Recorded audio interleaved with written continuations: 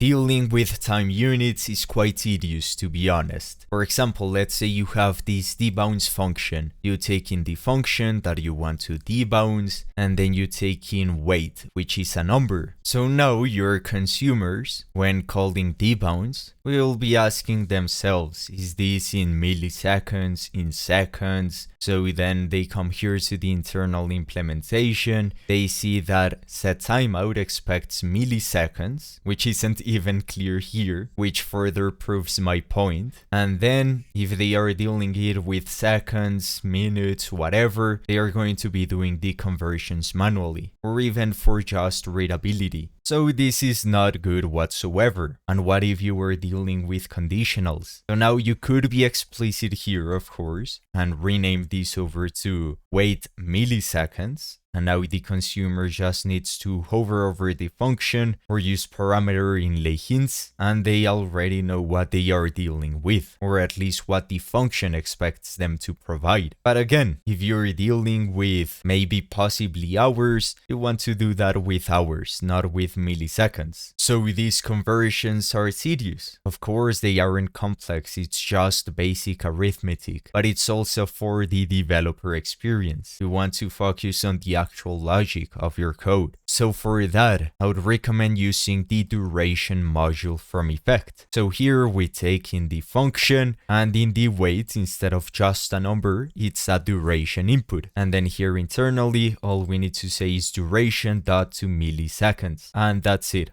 We get back a number. And now our consumers know that it is going to take a duration input. So now it is agnostic of the actual unit. So it can be in seconds, nanoseconds, whatever the consumer wants. Now the great benefit of using duration is that duration input is either a duration, which is what we're passing in here, a number, a big int, a tuple of seconds and nanos, and then you have a template literal. So you have a number and then nano, number nanos, number micro, etc. So that means that you can use duration dot and then the function. You can say seconds, you can say weeks, you can say hours, you can say minutes, whatever you want. Or the consumer can just pass a template literal. So they can say 5 seconds, for example. And internally, there's no need to worry about anything. You can just convert it to the space duration type and then output the milliseconds or nanos, hour time, etc. So if you want to compare durations, for example,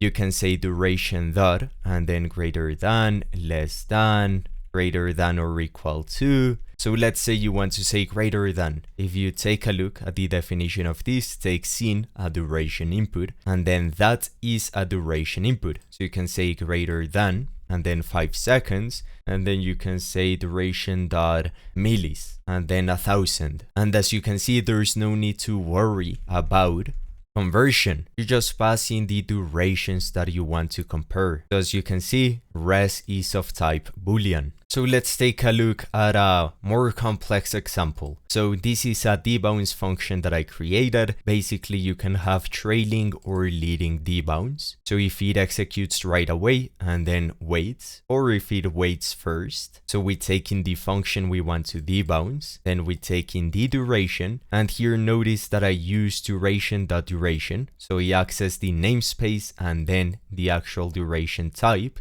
And the reason why there are two types for these is because when you say duration.millis, this is going to return to you a duration, which is the actual object that the library can use internally to compare different durations without worrying about the unit. Meanwhile, the duration input is what it receives. If you say duration, again, greater than, this receives a duration input, and internally, it is going to convert that into the underlying duration type, and then it is going to perform the necessary conversions. So in fact, I should be able to just copy this and replace this. Because for the consumer side, you can just say duration.duration. And if you do this, you can no longer say 5 seconds as a template literal, but you can say .seconds5. But if we want to allow strings, then we should use duration input.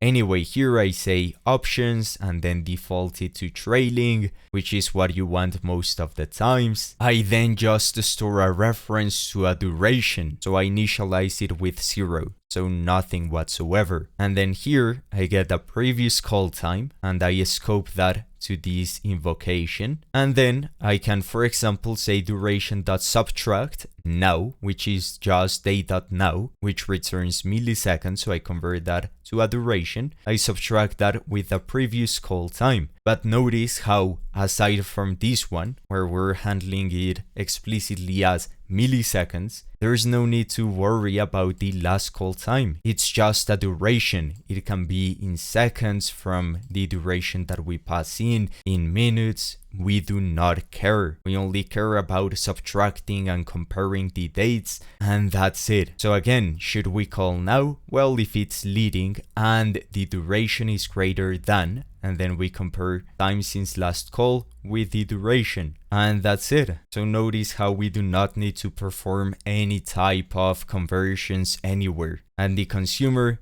can just say duration.seconds, or they can say 2 seconds, and that's it. So you provide a better API for the consumer, and it is way more predictable. You don't need to go around wondering what unit you're going to be dealing with, such as in the case of set timeout. We can see, okay, timeout, but it's just a number. Sure, you can argue and say, by convention, everything is mostly done via milliseconds, but you never know. It might be expecting minutes, who knows? So that's why I love using this duration module. Anyway, this wraps up the video. I hope you learned something new, and if you want to see more content like this, make sure to subscribe. I'll see you in the next one.